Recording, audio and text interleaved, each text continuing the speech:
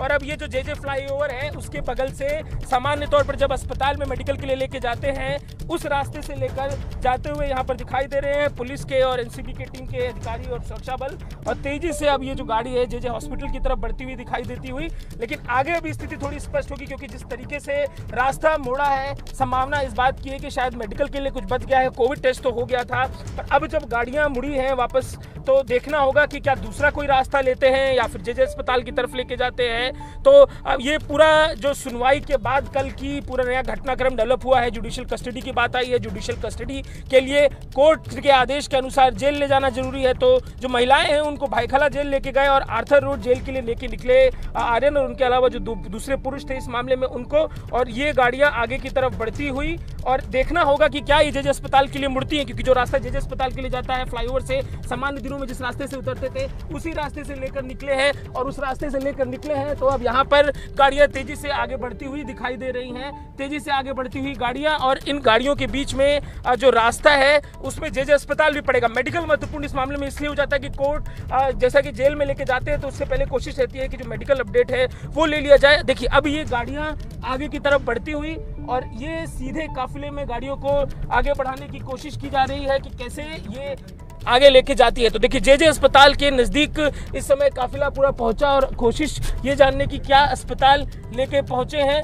और ये अस्पताल की तरफ देखिए, मैं जिक्र कर ही रहा था जे अस्पताल में घुसती हुई मुझे वो गाड़ी दिखाई दे रही है, मुझे वो पूरा जो काफिला है एनसीबी और पुलिस की सुरक्षा के बीच का दिखाई दे रहा है। तो जे अस्पताल लेके पहुंची है एनसीबी की टीम, पुलिस की टीम। लगता है मेडिकल का कुछ हिस्सा अभी रह गया है, मेडिकल के लिए अभी जो प्रोसेस है वो करने के लिए, मेडिकल की प्रक्रिया के लिए जे अस्पताल लेकर एनसीबी की टीम पहुंची है। आर्यन खान और उनके अलावा इस मामले में जो दूसरे आरोपी हैं, जो दूसरे गिरफ्तार किए गए हैं लोग हैं उनको, तो जे अस्पताल में ये काफिला जाता हुआ अंदर की तरफ हम आपको दिखाएंगे कि वो गाड़ी खड़ी है आर्यन खान की, जिससे आर्यन खान को उतारा गया और अंदर मेडिकल के लिए लेके जाती हुई टीम यहाँ पर एनसीबी की और पुलिस की दिखाई दे रही है। महत्वपूर्ण क्यों? महत्वपूर्ण ये कि कल ही कोविड टेस्ट हो गया था, कोविड रिपोर्ट आ गई थी, इसके बाद अब क्या कुछ जो जेल में ले जाने से पहले मेडिकल में जानकारी की प्रक्रिया होती है, पीपी और उसके अलावा जो दूसरे शारीरिक जो मानक होते हैं उनको जानने के लिए टीम जो है लेकर एनसीबी की पुलिस की पहुंची है जे अस्पताल में। एक नज़र फिर से आपको दिखाते हैं, जब से गिरफ्तारी हुई है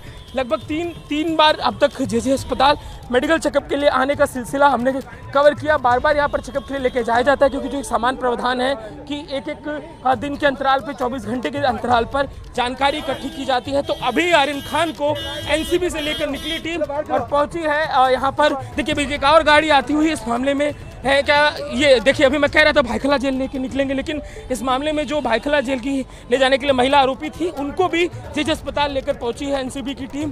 तो अब यहाँ पर एनसीबी और पुलिस की सुरक्षा के बीच में आर्यन खान और इस मामले से जुड़े हुए दूसरे 8 लोगों को लेकर जो टीमें हैं पहुंची है जे अस्पताल में। श्रीन, इस वक्त की बड़ी खबर अजय दुबे दे रहे हैं। अजय दुबे ने दिखाया हमें एनसीबी दफ्तर से लेकर निकले 8 आरोपियों को अधिकारी, और उन्हें इससे पहले जो महिला आरोपी हैं भाईखला जेल लेकर जाया जाएगा और जो पुरुष आरोपी हैं उन्हें आर्थर रोड जेल लेकर जाया जाएगा। लेकिन फिलहाल जे अस्पताल लेकर जाया गया है सभी आरोपियों को, जिसमें शाहरुख खान के बेटे आर्यन खान भी हैं, और अब जे अस्पताल में सबका पहले मेडिकल होगा। इस बीच आपको लिए चलते हैं किला कोर्ट, जहां पर सुनवाई जारी है। आर्यन खान, शाहरुख खान के बेटे की जमानत याचिका पर इस वक्त सुनवाई जारी है। सीधे आपको लेकर चलेंगे जितेंद्र दीक्षित के पास और जानेंगे जितेंद्र किस तरीके से सुनवाई आगे बढ़ रही है। आर्यन खान की जमानत याचिका को लेकर क्या चर्चा हो रही है इस वक्त? देखिए कोर्ट में काफी दिलचस्प बहस हो रही है, काफी दिलचस्प तर्क वितर्क चल रहा है। एनसीबी की तरफ से 2 लोग जिरह कर रहे हैं, अनिल सिंह और अदित सेठना, और इन्होंने जो जमानत अर्जी कल दाखिल की गई थी उनमें से उन जमानत अर्जी पर 3 तरह की रिप्लाई दी है। और इसमें इन्होंने सबसे बड़ा पॉइंट ये रेज किया है अदालत के अंदर कि इस अदालत को इन जमानत अर्जी पर सुनवाई करने का कोई अधिकार ही नहीं है। यहाँ पर ये जमानत अर्जी मेंटेन ही नहीं हो सकती, ये अदालत कॉम्पिटेंट नहीं है यहाँ पर जमानत अर्जी की सुनवाई के लिए। और जमानत अर्जी की सुनवाई जो है सिर्फ इससे ऊपरी अदालत यानी कि सेशंस कोर्ट ही कर सकती है। इस तरह की दलील इस वक्त नारकोटिक्स कंट्रोल ब्यूरो की ओर से अदालत के सामने दी गई है।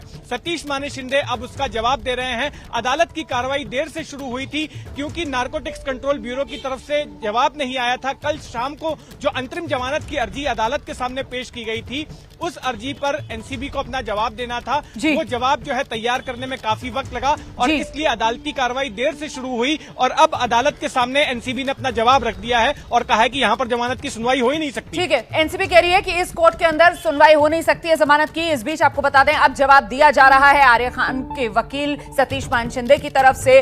तो कुल मिलाकर एक तरफ आर्यन खान शाहरुख खान के बेटे उनकी जमानत याचिका पर किला कोर्ट में सुनवाई हो रही है, वहीं दूसरी तरफ आर्यन खान को जेजे अस्पताल ले जाया गया है मेडिकल कराने के लिए और वहां से अगर जमानत नहीं मिलती है तो फिर जाहिर सी बात है आर्यन खान को लेकर जाएगा अर्थर रोड जेल। छोटा सा ब्रेक।